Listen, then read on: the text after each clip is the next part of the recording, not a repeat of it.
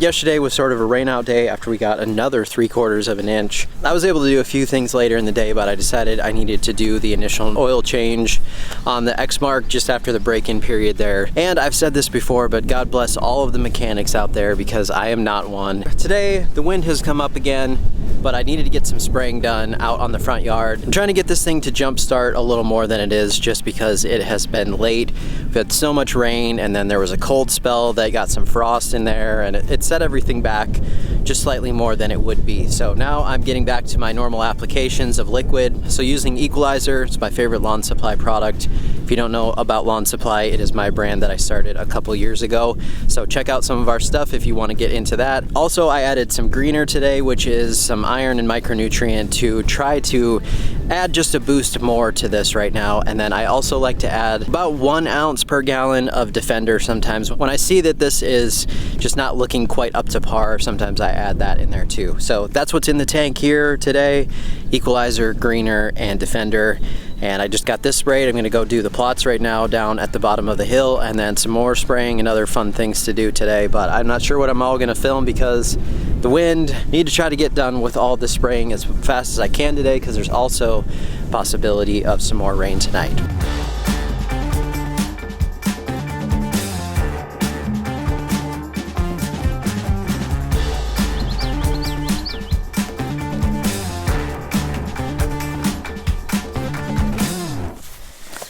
Probably need to clean this thing off a little bit, but I left this out. I was gone over the weekend. We had a pretty extreme storm, so basically just all dirty from all of the soil over here that just the rain was bouncing on here. But otherwise, if I'm home, I've just been taking this off of the charger and putting it back into the shop just to protect it. But these are waterproof according to everything that I've read about it, and it was out in a pretty decent storm and I haven't seen any issues with that. But probably gonna clean this off real quick and then talk about how it's been doing on this green area right now.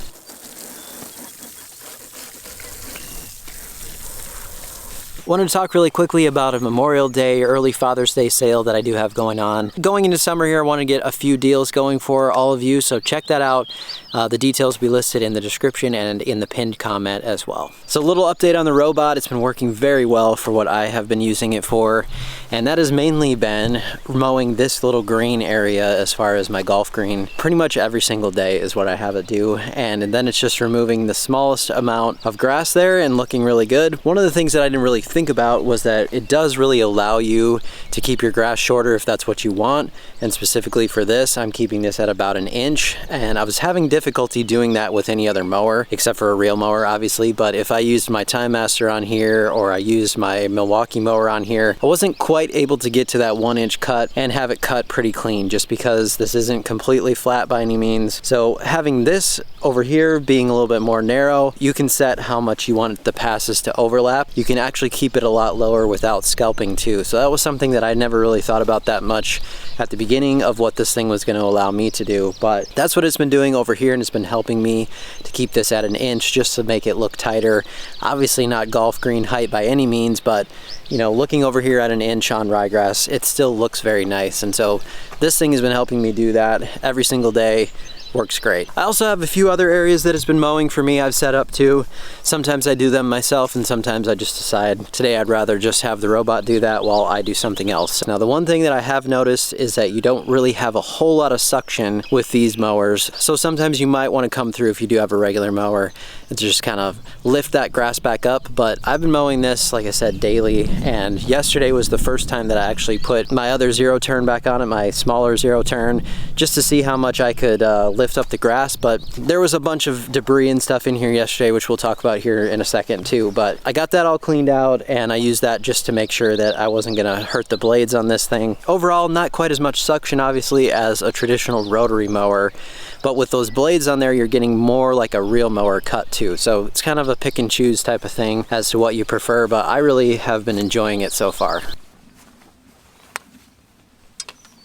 Start working.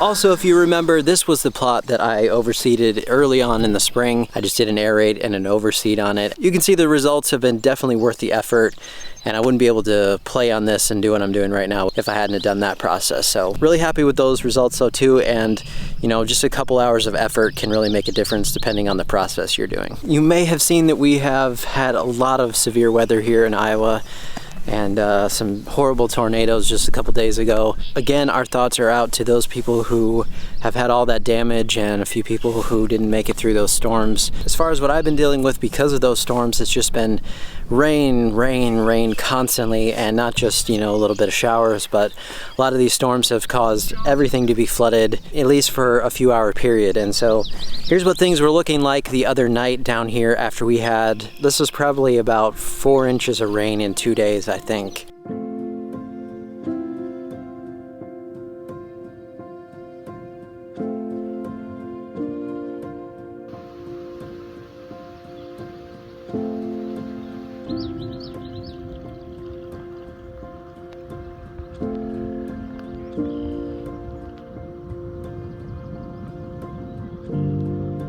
So total, I think that's a little over 7 inches of rain in the last 3 weeks. And again, we go from the drought that we had in the last few years to just all of it all at once. So I don't think moderation has been happening too much at this point. So yesterday was pretty much just a cleanup day. Again, a lot of these plots had more mulch into them, and I've removed almost all of the mulch that I can possibly remove now as far as all the excess mulch, and we're working towards a plan of getting in here, putting some rock on some areas that will be permanent, and hopefully maybe rocking this like cart path that goes around here too. All the rocked areas up by my driveway and everything up there that gets a lot of runoff and same types of things have not had any issue with washout. So I think once I get this more permanently put in place down here, things should be a lot better as far as that, and I won't have so much cleanup into plots. So there's a plan for all of that, but of course it has been too wet to have any work really done down here either. We're waiting on some of that over here in this area, as I mentioned in the last video.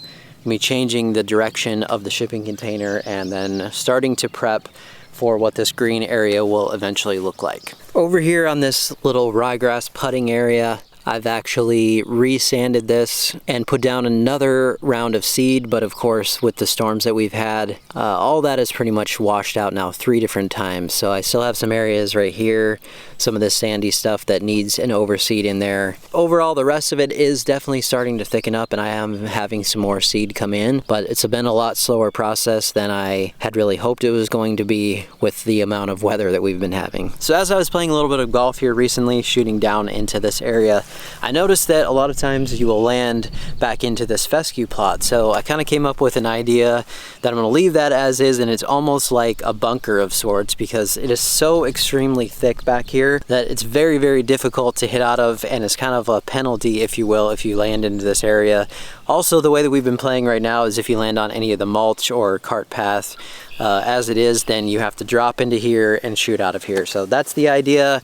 So this is what I'm calling the fescue trap. It's been fun to have an extra challenge out of an area that's very close to the green without having to change much. Way over there in the distance, you can probably see where we had that big tree pile. I got all of that burned.